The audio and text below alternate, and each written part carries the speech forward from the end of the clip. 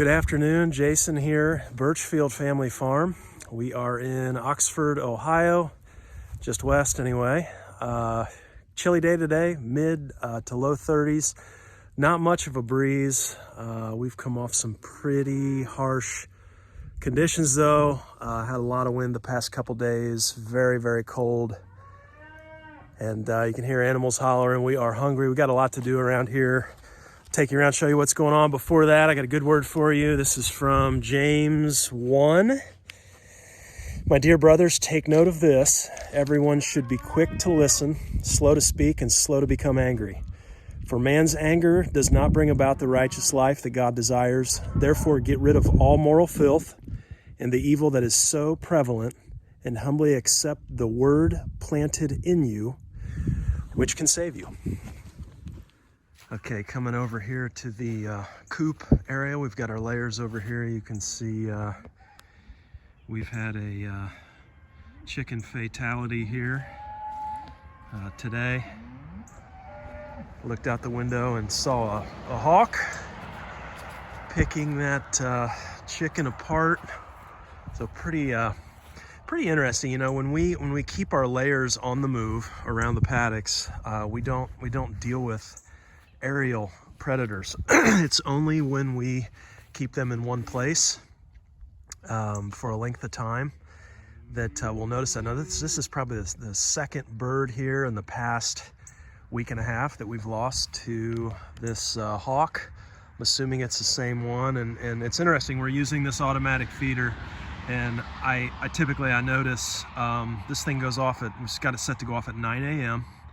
Automatic door on the coop there. And, you know, I'll usually look out here and sometimes watch it go off, watch the chickens run over. But this hawk's got us, he's got us scoped out and timed up. I'll usually look out here about 9:30, 10 a.m. And that's when he'll have made his kill. You know, he swoops in, nicks their neck, takes off their head, and then just sits there and picks them apart. And they're sitting ducks out here with these trees. Matter of fact, if we look around here, we'll probably find him. He's not too far. He's in one of these trees here, scoping things out. As soon as I walk out of here, he'll be back to pick that bird apart. But I will put that in our compost. I want those nutrients. I'm not donating those to nature today. So that was one of our older hens. She's probably no longer laying. Regardless, hate to see that. You know, moral of the story: gotta keep your animals moving. We eventually we will transition these layers and use this chicken tractor on the garden over the winter here, and let them manure and harrow the garden soil over there.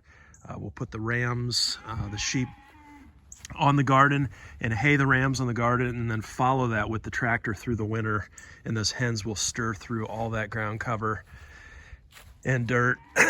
And that's been a huge fit and a win for us. Keeps that garden very productive. Normally you would not put hay on a garden because of all the weed seed, but it works for us because we cover with the black plastic. So not concerned about the weed seeds. It gets our bio mass on that bare dirt, keeps it covered through the winter.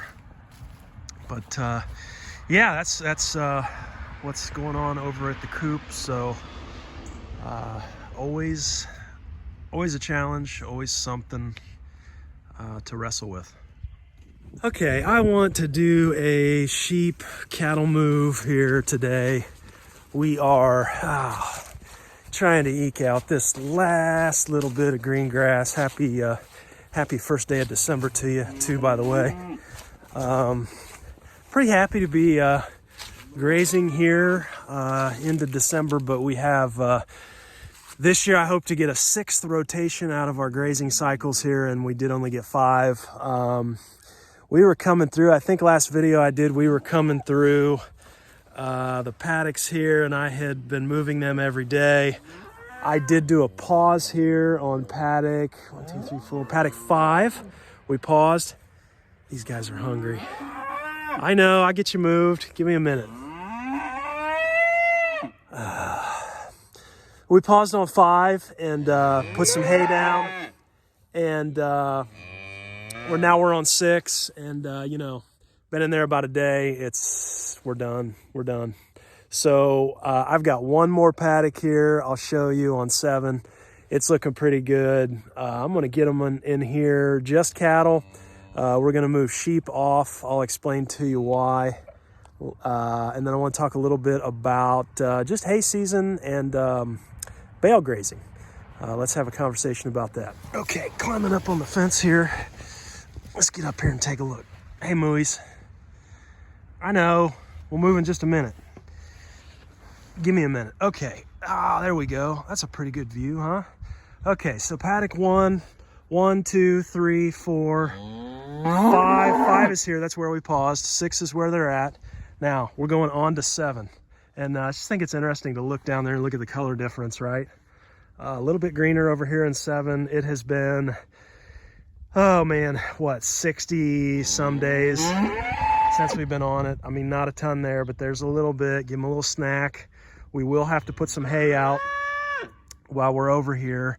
But I want to do sheep over in that section, just beyond the coop there, because we have an automatic waterer right there that's heated.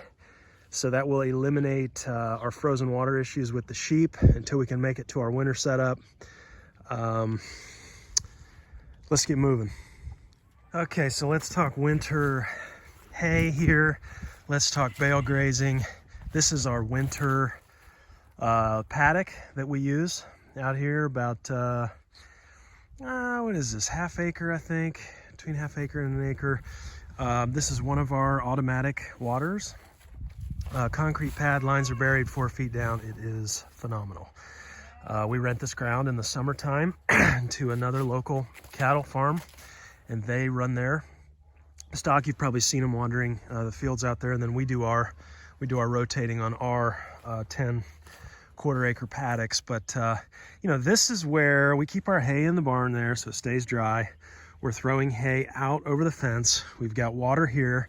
Everything's very close by, and so it's pretty advantageous. So we dedicate this area just as a sacrifice paddock in the wintertime. Now, typically with bale grazing, you're putting out big round bales ahead of time. The way I've seen it done is if we were doing that here, we'd kind of line the field with these big round bales and then run electric fencing so that you can undo that when you want to give them access to bales over the winter. I think it's a phenomenal idea, very creative. We have discovered, we used to kind of do a form of that. We would roll rounds out, and I'd just roll the rounds and I'd put them down, or I guess we would leave them up sometimes too until I started hearing about sheep fatalities from the rounds falling over onto the sheep, so I quit doing that. But what we noticed when we just set the bales out and let the cattle have at it, I noticed that you get a pile, tons and tons of waste, a pile that just sits, and yes, it gets trampled, it gets manured on, it gets all of that stuff, but in our setting, we will not see grass grow again there. I won't see anything in that patch until at least midsummer. Now, what's interesting about our setup here is we started bringing round bales out through the fence, from the barn through the fence, and then we would roll them out all the way out. I thought, okay, well, we won't have as much waste then. Shouldn't smother the grass as much, right? The cattle should eat it up more so. Shouldn't have the big pile, right? That's what we did, and what's incredibly interesting, now that was done last winter, and so this ground has had all season without hay, but you can see we had this spiny amaranth. I think Kentucky slang is sticker weed, and this stuff is just absolutely nasty. I mean, you can see the stickers all over this stuff. These are all seeds. So, tens of thousands of seeds on each plant. what is really fascinating to me is that this stickerweed appeared everywhere where we rolled out hay. Now, the fascinating thing to me is that all of the hay comes from the back 26 acres. Here come the sheep. And the back 26 acres, there is no spiny amaranth on that. There's none. And so, you know, I think that one of the things that isn't talked about a whole lot is, yeah, you're putting down fertility when you put hay out. Sure, you know, it gets stepped on, dunged on, you know, yeah, sure, that's biota, it's biomass. Yes, I agree. But what's not talked about is the issues of the seeds that are already dormant in the ground. I mean, that had to be where this stuff came from. And it's a soil compaction issue. And so wherever we had the hay, it got compacted. You know, spiny amaranth thrives in compacted soil as well as dry climate. Anyhow, I thought that was interesting. I am not a huge fan of, man, look at them racing. Is that phenomenal or what? I've never seen them run that fast. Are you guys hungry? In there. Yeah, she's gonna listen. All right. Oh, that is phenomenal. All right. A couple scragglers there. But anyhow, I am not a fan of bale grazing for those reasons. With our setup, I think it's a neat concept, and being able to do your labor ahead of time, you know, and put out your hay, kind of save yourself in the dead of winter. But if there is anything that comes back in that next season, from what I've seen, it's typically a noxious weed, not necessarily from what's in the hay, but from the soil compaction and the issues that you see with the heavy livestock congregating in those areas. So just a few thoughts on maybe the flip side to bale grazing. It's kind of trendy, regenerative right now, you know.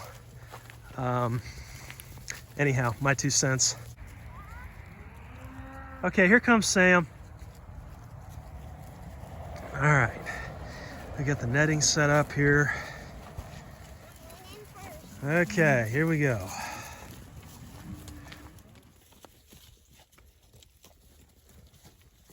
Wait, is that fence on? No. Okay, so pretty cool little water here that was here when we bought the property. Buried water line down 4 feet in the ground.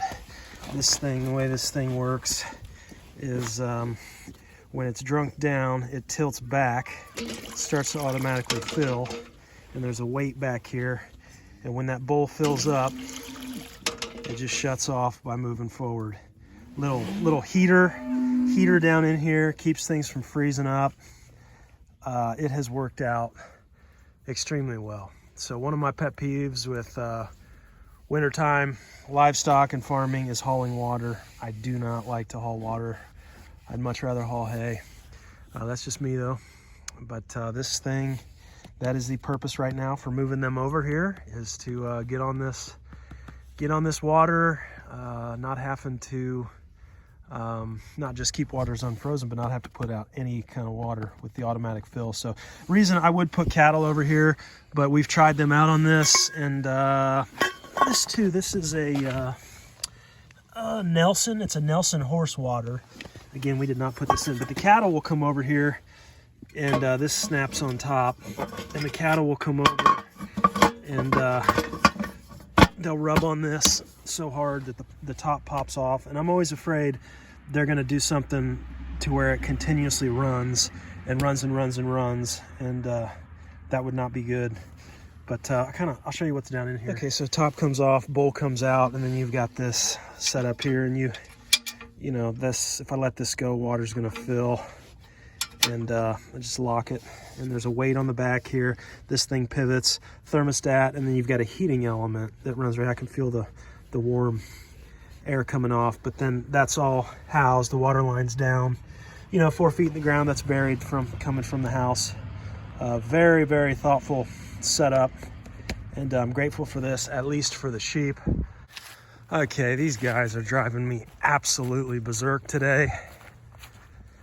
Let's get over here and get them moved. I'm surprised one of the small ones hasn't ducked through the gate yet where it's broken. Okay, they've had hay, some, but we're still hungry, aren't we? Aren't we hippos, huh? Quick update on M2. You can see that udder continues to swell. Still no calf though. Definitely expected it before now. Should have been mid-November. I think we kept her out for milking too long, and that kind of jacked with the schedule. So that pushed things back here. So it'll be a December calf this year. Not really what I'm wanting, but you know how it is out here. You take what you can get. Hey, Big.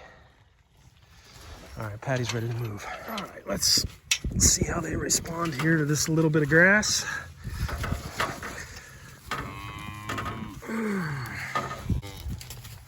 Come on, Em.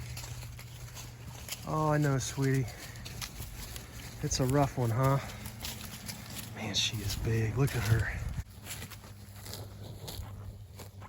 All right, I'm loving it. That's a satisfying feeling, right? Seeing your bred cow about to calve, getting that good green grass in December. I like that.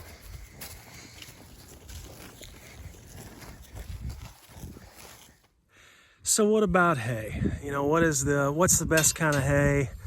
You know, what's the best way to put it out? What's the best way to feed livestock over a winter, at least in Ohio here? You know, obviously with all answers, agriculture, it just depends on your specific situation. And I think what is important is that you just try, right? You try, pick a method and try it. For us, initially, it was this thought that, well, you know, round bales, there's typically, 20 square bales in a round bale. And so if you run those numbers, round bales are about half the cost of squares. And so I thought, well, you know, we can break them down, or we roll them out. You know, that's not really that big of a deal. Labor-wise, sure, there's more labor. Rounds are half the cost. And so, but what we discovered is there is so much waste to round bales. And, you know, can you get a round bale feeder and put them in there? Well, yeah, sure, you know, but then you get weather and rain on that. And, you know, with our cattle, they've got horns. So what happens when the horns get hung up in the metal bars, and then the thing gets drug around and somebody gets hurt? It just all depends on your situation. Nowadays, I very much favor and enjoy square bales. You can take those where you want them, easier. You know, the waste, there's not near as much waste. It gets cleaned up. And again, you know, are you putting down fertility? Is it improving your ground? Well, sure, you know, with the rounds, yeah, you can roll them out. And, but again, our experience is just that so much of that gets wasted and left and trampled, and it's not always a good thing. I don't care what some of the big names are telling you. It's gonna take, you know, until midsummer of that next year, maybe the whole year, for a good quality grass species to come back. And sometimes that even doesn't happen if you've got issues with compaction, like we've seen here.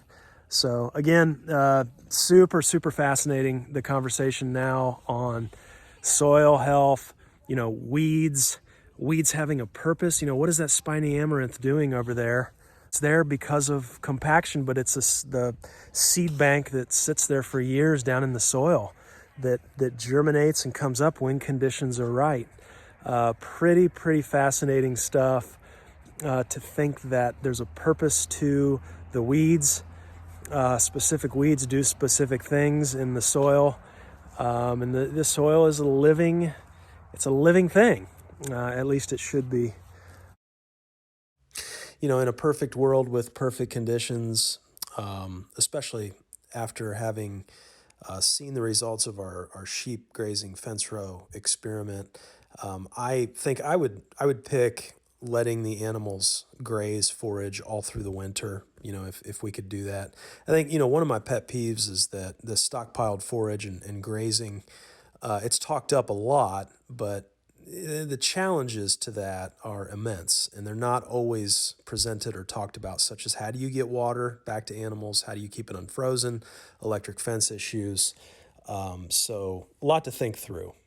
I hope your late fall, early winter here, wherever you're at on your farms, homesteads, I hope it's off to a great start. And if you have any questions or comments, please check in. Take care.